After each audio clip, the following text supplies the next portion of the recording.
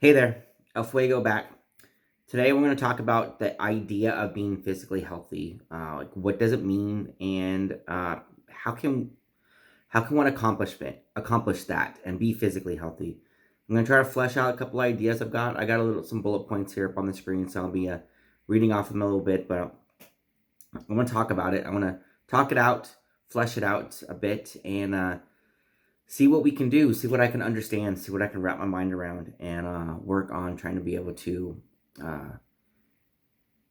further understand and grasp it so I can become more physically healthy, so I can work on that, so I can know what it means and strive to that. And because if I don't know where I'm going, then I can't get there, right? I can't know if I'm going in the right direction.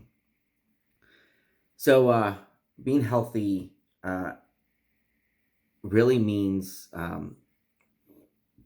being able to physically do what you want to do, to be able to physically have the strength to do the activities and do the things you want to do, and be able to have the physical endurance to be able to survive the activities that you want to do, to be able to recover from things that do strain you out in a timely manner or an efficient manner, so that you're not left winded and gasping for air for hours afterwards, or you have to spend an entire next day in bed laid up because you're just hurting so much, because your joints hurt, your bones hurt, your muscles hurt, you just aches and pains. And that's not right, and that's not being healthy. That's not being physically healthy at all.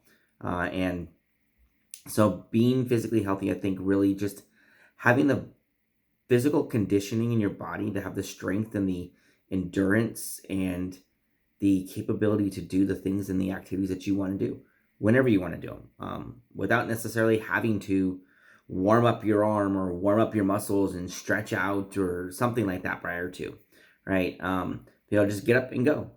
Now, if there's something crazy strenuous or crazy big, of course, like if you want to go backpack a trail with a 40-pound backpack because you're going to spend the night over there, then yes, you may want to warm your muscles up, warm your legs up first or something like that, or something. But like, just be able to get up and go do something, go play with the kid or whatever, go walk down the street, or in the case of emergency, get up and do a full blown sprint to go save your kid from getting hit by a car in the middle of the road or something, right? Be able to just get up and go do that. And I really do think that physical healthiness is being able to do that, something like that. Now, how can we accomplish that? How can I accomplish that, right? This is my journey, and how can I accomplish that? How can I work on that? And some things I keep coming into is the nutrition and fuel piece. How do you fuel your body? It's that rest recovery piece, sleep, sleep, sleep, and a bit of the prevention and care side, taking care of your body more than just outside the fuel and outside the food piece, and really just being consistent with it overall. And so the nutrition and fuel, what that means to me, how you are eating, your diet, the things you eat, the things you drink, how much of it, how little of it, and the quality of it is that you're eating and drinking. And so, do you go around and eat Twinkies, Ho-Hos, and cookies all day long? Or are you going to sit there and eat toast and bread and sandwiches all day long? Or are you going to do nothing but meat and protein, or just straight veggies, be a vegetarian? What does it really mean to be healthy? How do you really fuel your body properly? I've heard all kinds of different things out there. All kinds of different methodologies and diets and whatever the cases may be out there, between go straight carnivore, only meat, right? Or go vegetarian because meat's not for people, or go only protein all day long, nothing else. Heck, or even carbs. I've heard people like, I don't touch protein, I do carbs and fats, and that's it. And they have some amazing bodies too. So I don't know what the best thing is for it. I don't think there is a silver bullet for anybody, for everybody, right? I don't think there's one answer for everybody. I think there's an answer for you or for me, right? Like, it's an individualistic answer. Something specific to me, something specific to an individual, that is their answer. I think that's really I think that's where we've fallen. I think it's where things have fallen. Because everybody out there has a different answer. Like I've said, some people having a carnivore diet works really well for them. Some of them are required to, right? Their body does not function otherwise. They're so allergic to everything else out there. That's a whole other conversation. Whether they're allergic to the food or things on the food, that's a whole different story. But the end result is they have to be strictly carnivore and they can't do anything else. Some people's bodies like that full, equalized balance of fats, proteins, carbs, an equal share amount of it, and they function well, right? Some people function well with a different balance, right? I think what I've experienced in the past for me, where I fall and what I function well with, what works well for my body is a combination of a high protein diet with a low input of carbs, some carbs, not no carbs, but some carbs, and somewhere in the middle there, a balance of fat, kind of like I'd probably say like a 3-part protein, 2-part fat, 1-part carb, something along those lines, like a 6-part balance and a heavy protein. Is there any specific kind of protein that my body works better with? Probably not. Any protein for that matter. I usually often gravitate towards eggs or chicken, really. So poultry, I guess, protein. Either the same thing, right? Egg and chicken. Which one came first, chicken or the egg? But I work well with the chickens, chicken and eggs, and that 6-part piece. I think really just looking back in the past, when I have been more physically conditioned and more physically healthy, for physically fit, and that functioned well for me. Along with that is your liquid calories too, right? Your liquid drinks, the things you drink, they matter. It matters, and it is so easy to get an extra large amount of sugars in with your drinks. In the past, I've never necessarily been completely strictly sugar free. It's not been that critically important to me and for my body to function with no sugars. So the idea of with like you can go way extreme with this because there's sugar in everything, right? So the things you eat, the things you buy, the packaged things that you buy, like there's sugar added almost to everything. And so in the past, I've never really bothered trying to find these sugar-free versions. They're out there. Most of them are out there now. They're greatly more expensive than they used to be. Well, they're not. They're sugared, contented equivalents. But they're out there. I've never worried about it before. In the past, all I've really worried about is just maintaining the intake of the amount of sugary drinks. Soda specifically, that's my personal vice. Always has been since I was a kid. And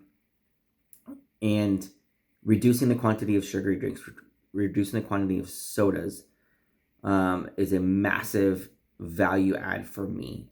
And replacing that, and now I often replace it with water.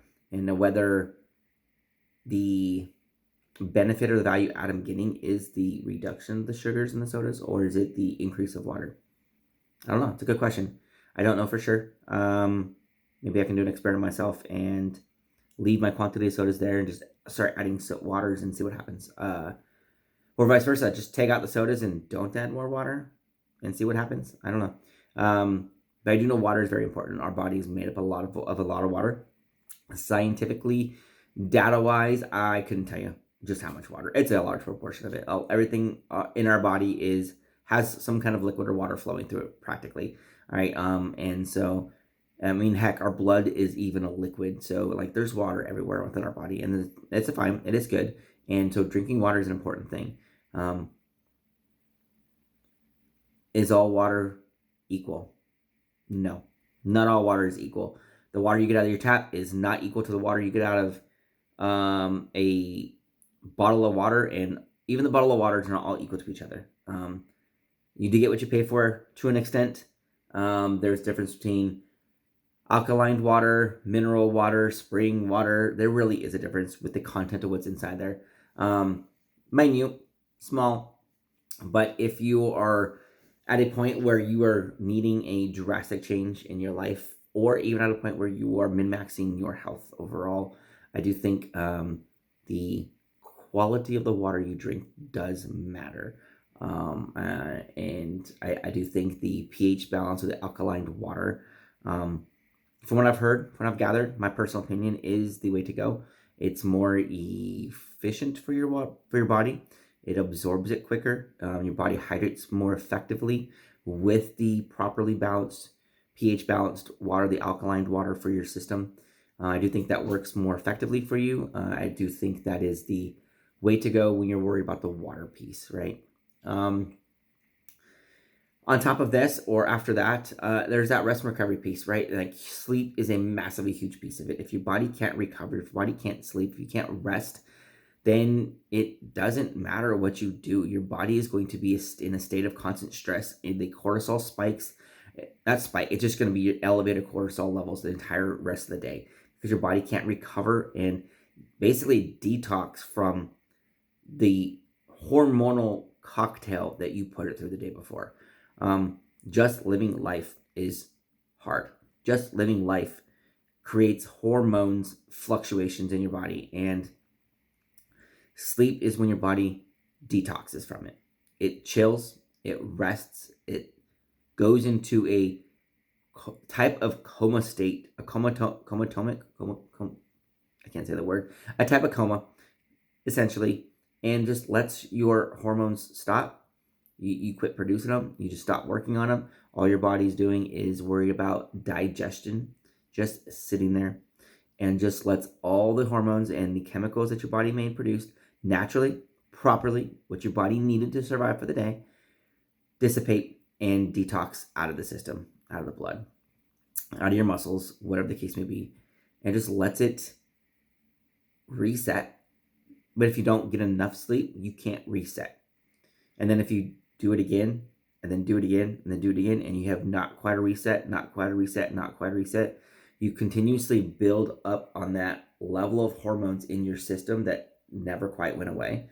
And so as a result, your body then creates the same amount, and you just end up with this massive amount of extra hormones in your system that you don't need and you don't want, and it just starts having a negative effect on you and your system, and that's not a good thing.